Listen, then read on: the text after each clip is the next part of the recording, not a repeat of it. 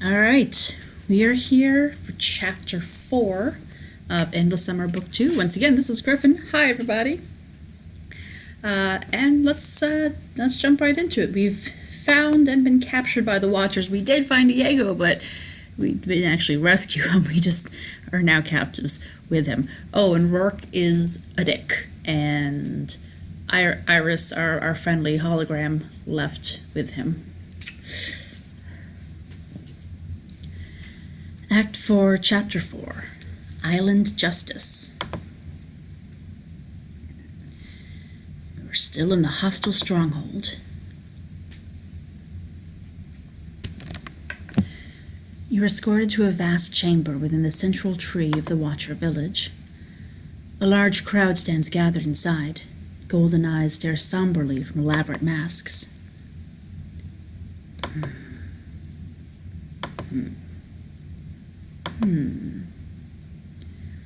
Silent treatment, huh? I can handle that. The tall Watcher enters the hall beside Diego, and his jaw drops. What is it? What's happening? The tribunal is assembled to judge your fate. 3 will speak for our tribe and 3 for your group. Bring them forward. At the seated Watcher's command, you, Alistair, and Lila are freed from your restraints and ushered toward a throne made of woven roots. Hey, wait, I'm going up there too. Craig and the others are forcibly held back by a contingent of Watcher guards.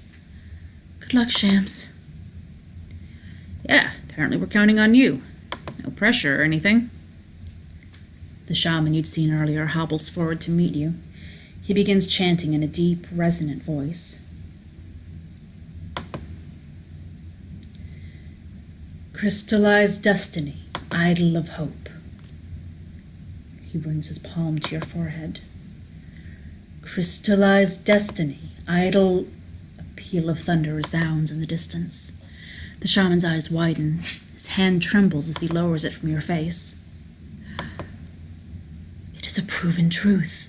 They are indeed the 12 catalysts of legend. Gasps of astonishment come from the surrounding crowd. You know what? Go big or go home. Correct. Now kneel and offer us tribute. That's right. But showing us a little respect. Your demand is met with blank stares. The shaman chuckles politely. We respect your power, Catalyst, but we do not give worship. Does the apple admire the beast who comes along to devour it? Oh, hilarious. Now release us immediately. What is going on here? Who are you, anyway? Yes, forgive me. I am called Ukjal. Perhaps one of our oldest legends might shed a little light on your understanding. The shaman relaxes against his staff, a smile in his crimson eyes. Long ago, our tribe was visited by one who moves unhindered among the branches of the great tree of time. The Endless, as we call this one, foretold of 12 individuals whose arrival would herald Ranlosti, the unmaking of the world. Inspired by visions of those who would come, our ancestors crafted the 12 idols of flawless amber. These Valta pleased the Endless, and for many tranquil years they were kept in a temple deep in the forest. But peace is inevitably followed by strife. Conflict among our people saw the idols stolen and scattered across the island. The Endless consoled us, announcing that when the Valta are finally reunited, the power to protect the island will be within reach. Clearly you are the 12 catalysts, and Ranlosti is upon us. And that's a good thing? Some would say no, but I believe it is, for there is time yet to stop it. The regally attired Watcher seated on a throne speaks. If this is true, Ukjal, then we must proceed carefully. Since when can you all speak English? We learn quickly, young one. Catalysts, I am Jimedra, Elishar of the Vanti. I would know your purpose on this island.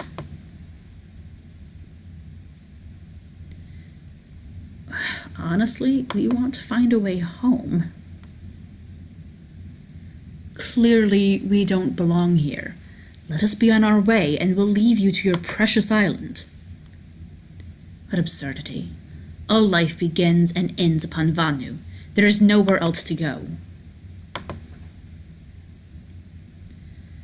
War Chief Saraksa, what say you of the Catalysts? The 12 have brought great upheaval with them, yes. Not only did they reject their sacred journey, they've waged war upon our people at every opportunity. If we do not stop them here and now, Ranlosti will be our doom. The heavily armored Vanti pulls out a ceremonial knife, its obsidian blade glistening in the firelight.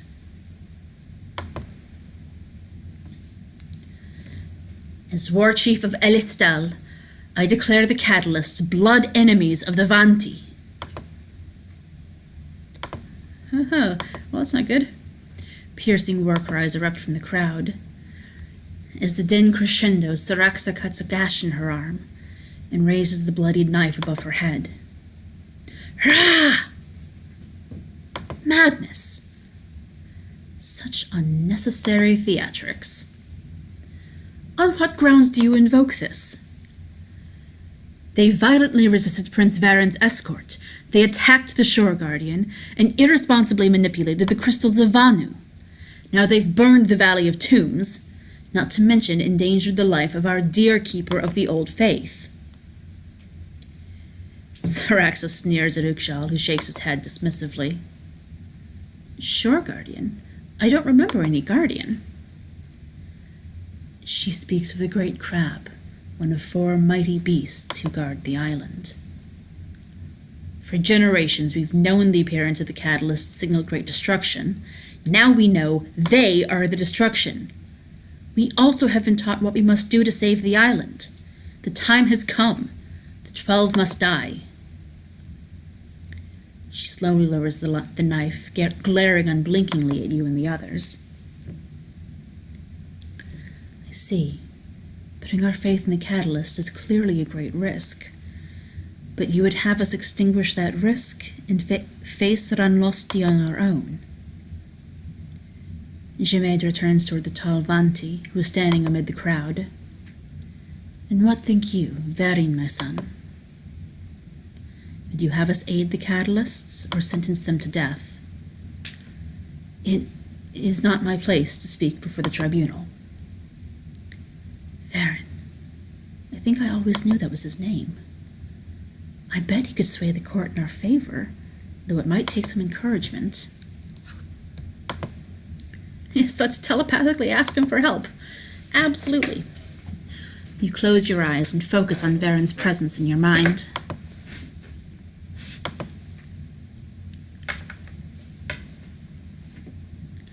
Suddenly, you're inside Varen's memories. You find yourself atop a looming cliff overlooking the Vanti village.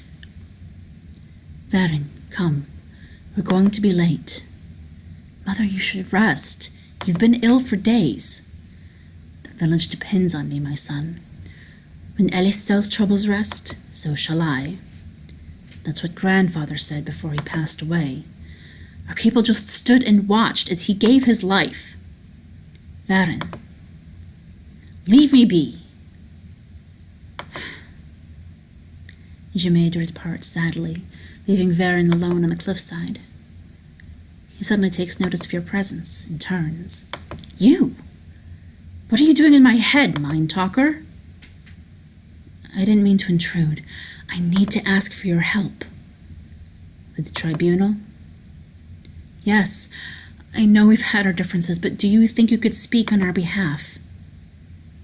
Only my mother's advisors speak at court, and others who seek to manipulate her. She seems interested in your opinion. Are you really just going to stand idly by while they sentence us to death? Sentence Diego? Very well. If If the judgment does not go in your favor, I will do as you ask.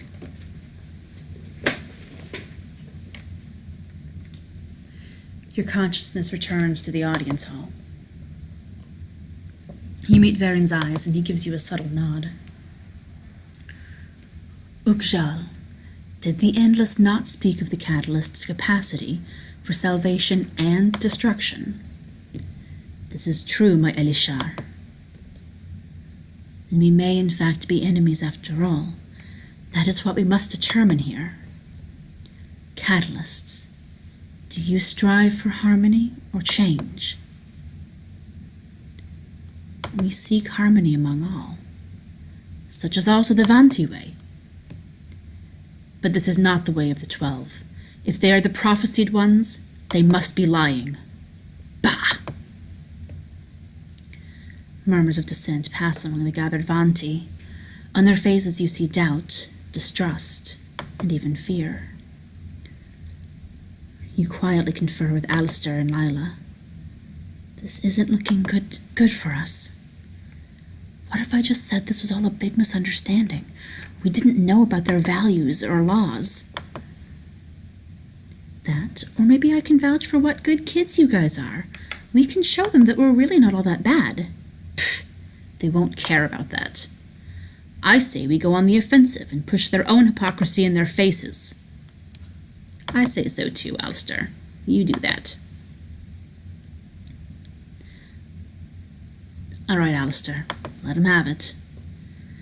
Alistair calmly saunters to the top of the audience hall's central dais. Ladies, gentlemen, and what have you, what we have here is a farcical excuse for justice. I haven't seen such a poor appraisal of facts since Craig tried to convince me that Keanu Reeves was a vampire. Have you looked at the dude? He hasn't aged a day in 20 years. What foolishness is this? Get to the point.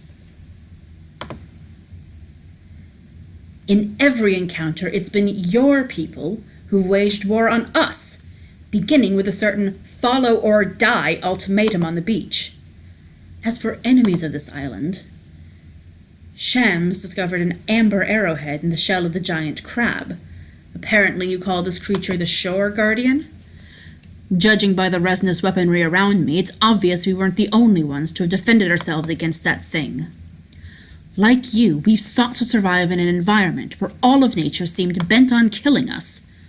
But alas, it appears civilization is the most dangerous predator. The crowd is utterly silent as Alistair leaves the dais. In the distance, you see Diego miming a mic drop. Seeking answers for what came before is less urgent than preparing for what will yet be. Given all that I've heard today, I can't help but agree that the Catalysts represent a major threat to the island. Catalysts, if you have anything else to say on your behalf, please do so now. Otherwise, I will be forced to sentence you accordingly. These kids are just trying to get home. You can't punish them for that. Such utter tripe. If this is the extent of your judicial system, your society is doomed, with or without us. I like Shemedra. I want to trust her. We're going to appeal to her.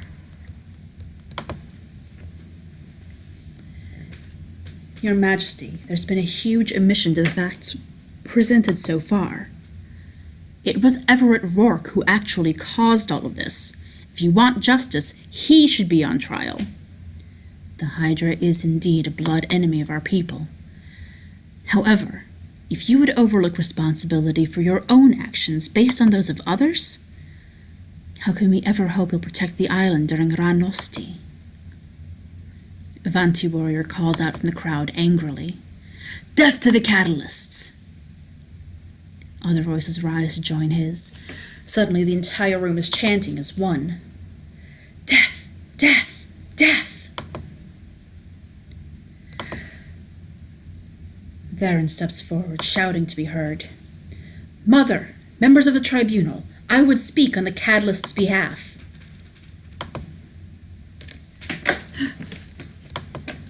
Silence. Let my son speak.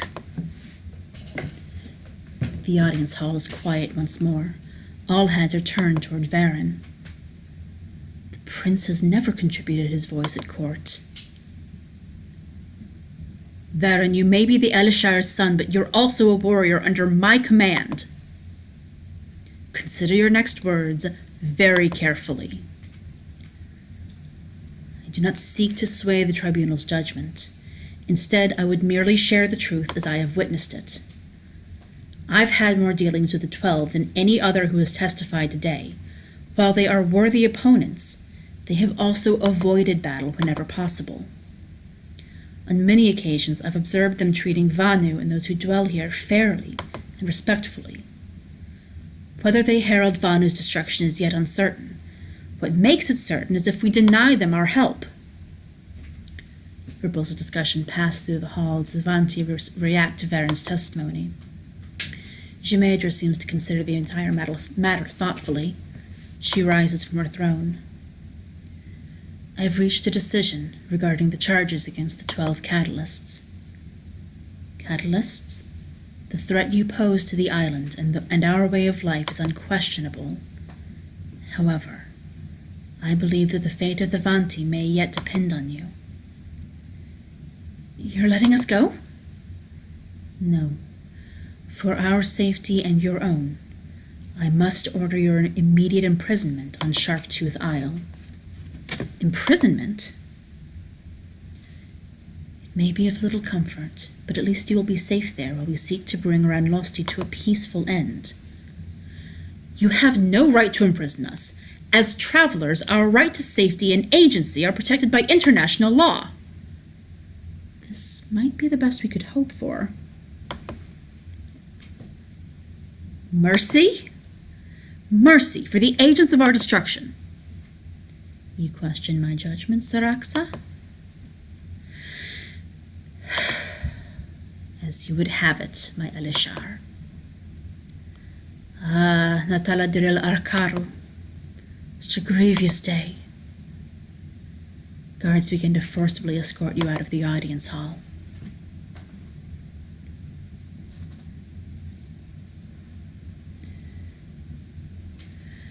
As you're being led out of the village, a strange child begins walking next to you. I'm not afraid of you. You're not? Well, that's good to hear. The child waves after you as your group is brought down a winding staircase. Wave back. Catalyst! Huh? Oh, almost. Catalyst. Catalyst? Come back soon, Catalyst.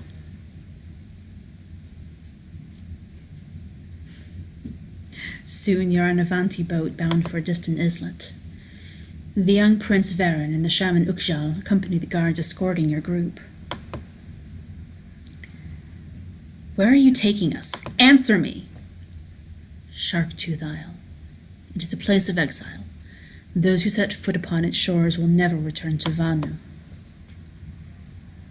And so we reap the folly of island justice. Shams, look at this. Diego points into the water, where a school of large, dark fish are visible, swimming alongside the boat. Varen gently reaches out to pull Diego's arm back into the boat. What? They're fish. It's not like they're going to get offended. No, it's dangerous. Varen removes a feather from his braided topknot and drops it off the side of the boat. The fish surge into motion. In a flash, two of them tear the feather to shreds with razor-sharp teeth. My hand was almost a supporting cast member in a remake of Piranha 3D. Thanks, Varen. Of course. The Klaui eat anything that crosses these waters. The wood of our boats is coated with a rare sap that they find poisonous, else this vessel would soon be torn apart.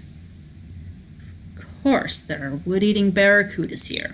Why wouldn't there be? As the shaman turns to gaze out across the sea, you glimpse a strange tattoo on his back. It appears to depict a mountain with a face jutting out of the side. So, What story with your back tat? A symbol of the old faith. It would be difficult to explain to you, Catalyst. Does it have to do with the endless? Uksha's eyes brighten at the mention of that name. He begins reverently reciting something in the Vanti language. 12 before the door, standing silent guard. What's he saying? At the base of the mountain, the one begins. It is the legend of the threshold, a place I've etched into my skin. The threshold is a place on the slope of the volcano? It is indeed. But it no longer matters, now that we may never see the prophecies of the endless fulfilled. The shaman abruptly hobbles towards Quinn. Huh? No, not good. I sense that a withering has taken root in you. If left untended, it may soon claim your life. I don't know what you're talking about. I think you do. The way you collapsed in the rainforest yesterday, something's going on, Quinn. Please promise me you guys won't be shocked or sad. It's that bad? I have a condition called Rotterdam syndrome. It's an autoimmune disease. There's no cure. A heavy silence falls over your friends. When were you diagnosed? When I was 4, my parents tried everything. My dad spent the last of his savings on an experimental treatment which actually made it go away until a few weeks ago. Quinn clutches her left hand in a vain effort to keep it from trembling. Tears stream down her face. I'm going to die. In the next 6 months, or maybe sooner. Oh, Quinn. Michelle moves forward to hug Quinn. You're not going through this alone. We're here for you no matter what. You can count on that. Thank you. I needed to hear that. I just don't want to burden you all with this. You're one of us, Red. We all got into this together, and we're getting out of it together. We'd never turn our backs on you. Thanks, everyone. You lovingly place a hand on her shoulder and lean down to kiss her head. I'm not losing you, Quinn. You never will, Shams. Just then, 2 Vanti leap into the shallows to guide the boat ashore. We've arrived. This is Sharktooth Isle. This is where you guys put prisoners? It totally looks like the final level of Dino Melee. Graphics on Ultra. I was going to say something else. I'm sorry, Diego. I must leave you here. It's not your fault. Your English is getting really good, by the way. Keep working on it. Yes, I promise to do so. Vern looks into Diego's eyes and reaches up to grip his shoulder in a sad farewell. The guards escort everyone off to the ship. Uksha leans heavily upon his staff and gazes down at you. It has truly been an honor, Catalysts. Perhaps one day, upon another branch of the great tree, we'll meet again. Stars guide you. The Vanti guide their ship back into the sea, and you watch it drift into the distance. It's getting late. We should find a place to set up camp.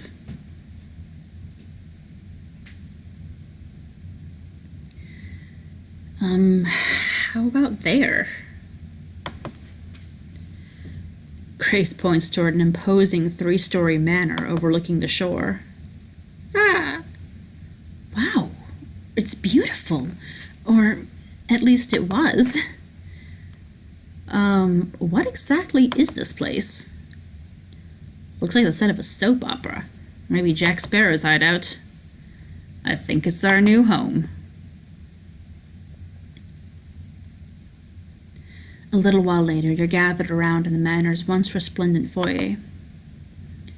All right, we've managed to get the oil lamps burning, so at least we can see. Wow, is this place for real? Who do you think lived here? This is a jail cell built for a king, bro. It's Rourke who belongs here, not us. Alistair suddenly gets up and wanders off toward the corner of the room. Grace watches him, concerned. He looks really upset. Maybe we should go talk to him, Shams. The two of you make your way over to Alistair. Hi, Alistair. Shams and I, we just wanted to see how you were doing. I can't believe I trusted my father after everything he's done. He's been playing us since before we even landed on La Huerta. I can't imagine how you must feel right now, Alistair. In his rage, Alistair picks up an old chair and hurls it against the wall. Bastard! The next time I see him, I'll... He notices Grace startled and fright. I didn't mean to... Let's take a chance. This is what Rourke wants. Meaning what? I'm his pawn? Don't you think I've known that since I was a child? Failed. I'm just saying, don't let him pull you down to his level. I may be my father's son, but we are not the same. Alistair, Shams wasn't trying to say that. We just want to understand. You can't understand, Grace. How could you? How could any of you? Alistair turns away from you, muttering to himself. That could have gone better. All right, crew, we need a new plan. There's got to be some way off this aisle, right? Diego, have you heard any talk about this place? You know, Varen was telling me about something really unusual here on the Isle. It's called the Singing Cliffs. He says the Vanti go there to hear the voice of La Huerta itself. Great. Maybe it'll have some ideas on how to outswim a strait full of bloodthirsty fish. You never know. The Vanti believe that the island speaks a unique message to each individual who visits the area. The Singing Cliffs. If it's half as pretty as the name, I'm in. Maybe it'll even inspire me to do some painting. Sounds interesting. I could use some fresh air after the day we've had. Diego nudges you and winks, whispering, "It's also supposed to be really romantic." You are going to go with Quinn. If I remember correctly, it's just south of here through the trees. Let's go.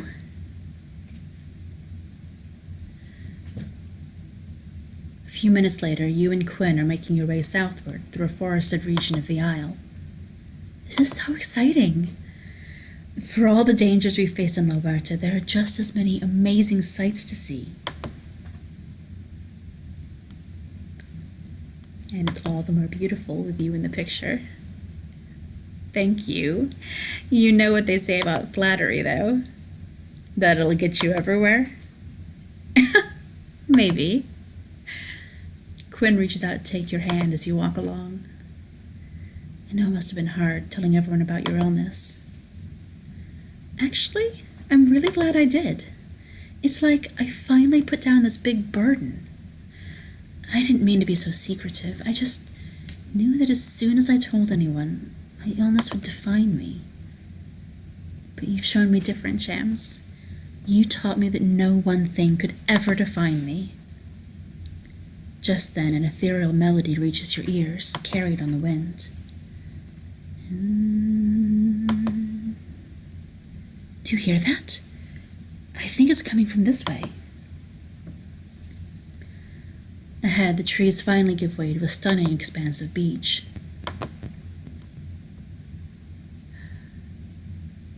Wind raises ashore from the sea, creating harmonic tones as it passes through hollows in the eroded cliff face.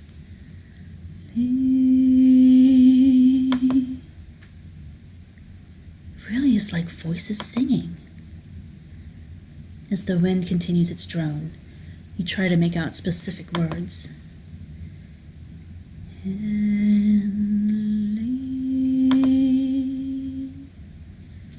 It's pretty, but I don't know if it's actually saying anything. You close your eyes and let the sound speak to you. Across the sea it comes, crushing everything in its path to you. Oh, well, that's eerie. What did it say to you? Something's coming across the sea to reach me. Something dangerous. I think I heard the words, our destined union. I guess we'll have to wait to find out what it all means. In the bright moonlight, the two of you notice a cave in the cliff face. You and Quinn make your way across the beach. Oh, look! Quinn kneels next to a cluster of tide pools beside the cave mouth. Each one contains a different color of wet, glistening clay. She carefully dabs her finger into a pool and proceeds to paint an orange streak across a flat section of rock. These actually make decent paints. Guess it worked well enough for cavemen. Would you like me to paint something for you? Yeah? I want you to paint me. I'd love to. First, let's have you take off your shirt. You grin and comply, removing your top with a sly wink. How's this? Perfect.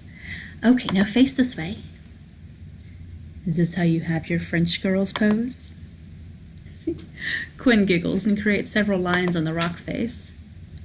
What subjects do you usually paint? All kinds of things. People, animals. Sometimes I just start putting paint on the canvas and let it take me somewhere. You mean you start to envision a place? Not always an actual place. Sometimes I end up painting an emotional place.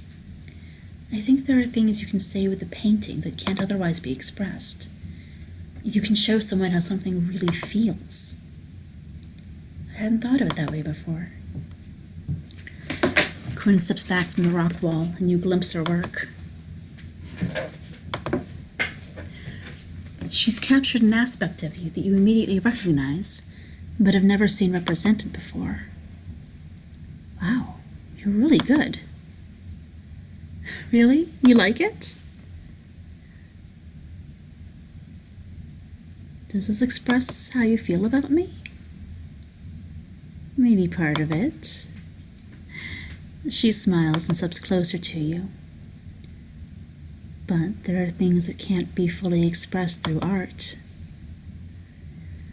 As the wind creates strange, rapturous music along the cliffs, you and Quinn gaze into each other's eyes. Oh, she's so pretty. Everyone look how pretty.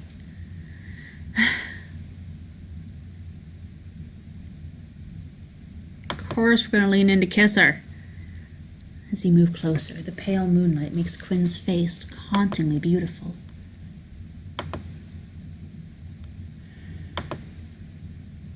Breathlessly, you lean in and bring your lips to hers. The song of the cliffs and the pound of the surf fade away as you lose yourselves in each other. Oh! She suddenly loses her balance and the two of you tumble harmlessly to the sand. Ha! You really know how to knock a girl off her feet. She brings her lips to yours once more, and soon your bare bodies are entwined under the stars, exhausting each other until you fall asleep in each other's arms. You wake to the light of dawn lending color to the sky, and together you head back to the manor.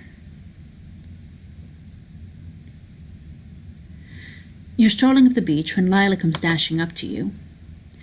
Come quick, I think Raj might be doing something very foolish.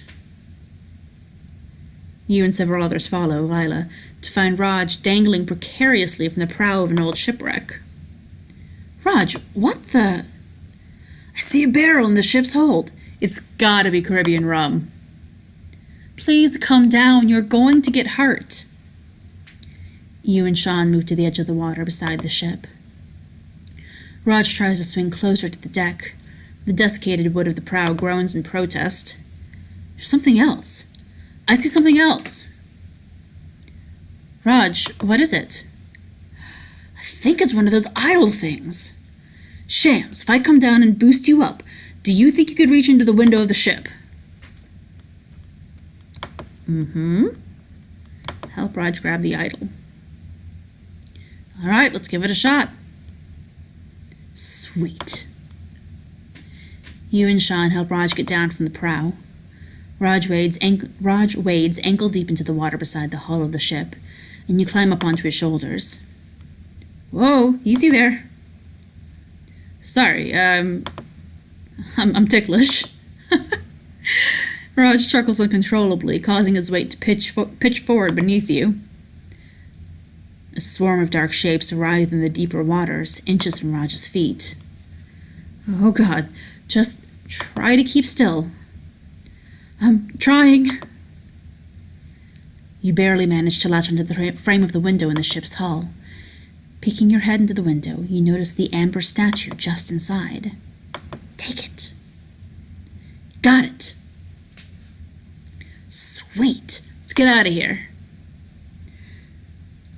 Raj splashes back to the shore, and you jump down and hand him the idol. As soon as his hand touches its crystalline surface... Okay. You're in the middle of a raging frat party in the heart-filled campus. The front door swings open and Raj barrels through. Guess who's off academic probation? That's my dude! Woohoo! Nice, congrats, man. I knew you'd win the case. Time for a celebratory keg stand. Raj vaults onto a nearby keg and inverts himself. The whole party chants as Raj guzzles beer.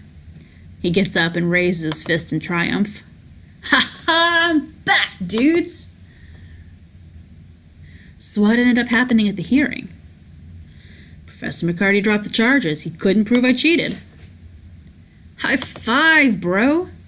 Seriously, I hate McCarty. Screw him. So, how did you cheat without him catching you anyway? What are you talking about? I didn't cheat. Dude, it's cool. They can't get you now. Double jeopardy. Not sure that applies to college ethics proceedings. Seriously, though, I didn't cheat. You, Raj Bandekar, the guy who accidentally burned down Pi Omega, the guy who made a goat tackle Camden State's quarterback in a live game, the guy who jumped off the library roof into the Mayor fountain. You got a 100 on the econ final, where the next highest score was a 73? Yeah. Everyone stares and bursts into laughter. Dude, you are hilarious. I love you, Raj. Kinda pissed that you blew the curve, but I still love you. Okay. You play it close to the vest. I feel you. One day, I'm gonna find out how you did it, though. Huh. Yeah. Who wants to see me do another keg stand? The crowd roars its approval. Everything seems to fold inward as you rocket toward another moment in time.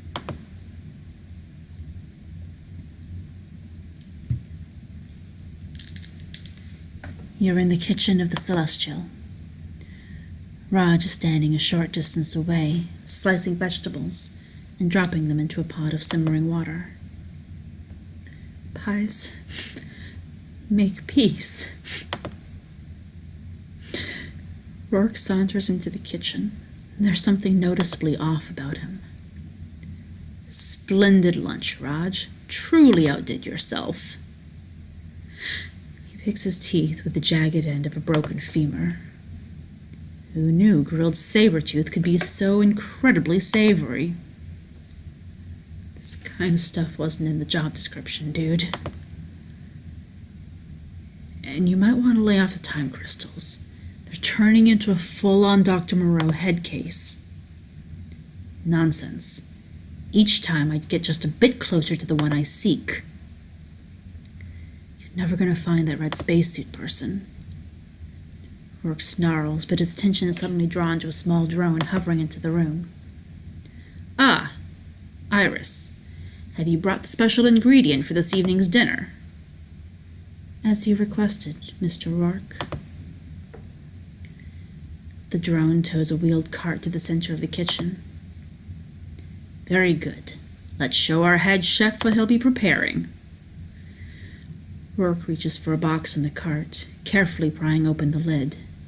Inside, you glimpse Furball, quaking with fear.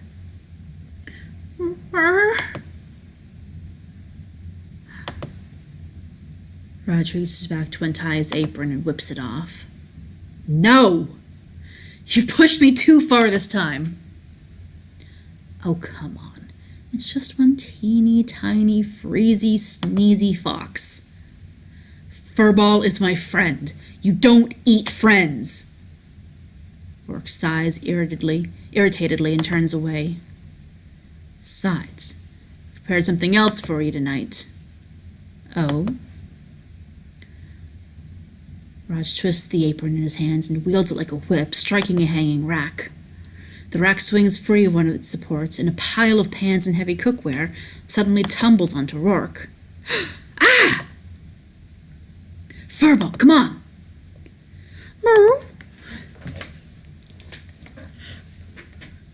Raj and Furball emerge from the Celestial, the hotel's alarms ringing loudly across the area.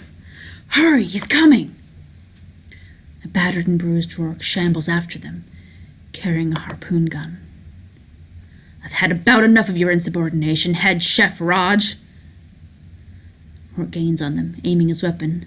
Furball scampers ahead, then stops to look back for Raj. Merp. Just go! Run, little guy! There's a loud blast as Rourke fires the harpoon gun. Run for your life!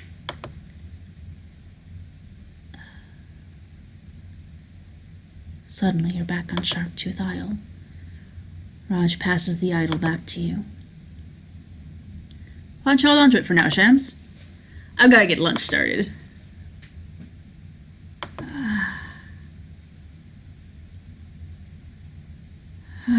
Okay. All right.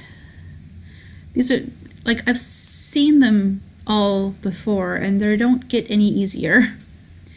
You're heading back toward the manor when... guys? Someone's coming. Shielding your eyes from the bright sun, you spot a small Vanti sailboat racing toward you. The Vanti are coming back. What are they going to do to us now? Yo, I don't think it's the Vanti.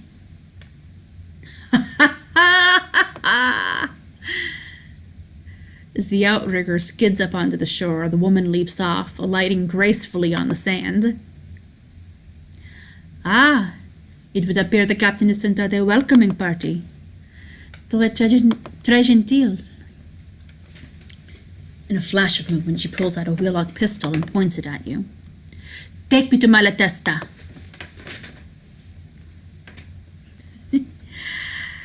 And that's the end of chapter 4, and we have just met Yvonne. So, that's fun. I like Yvonne. I like her a lot, even if I don't speak a word of French, and so when she speaks French is going to be difficult for me. All right, so this is chapter 4. We'll be back to chapter 5. Once again, I'm Griff. You've been watching Endless Summer, Book 2, Chapter 4. Check out the links down below in the description, and have a great day.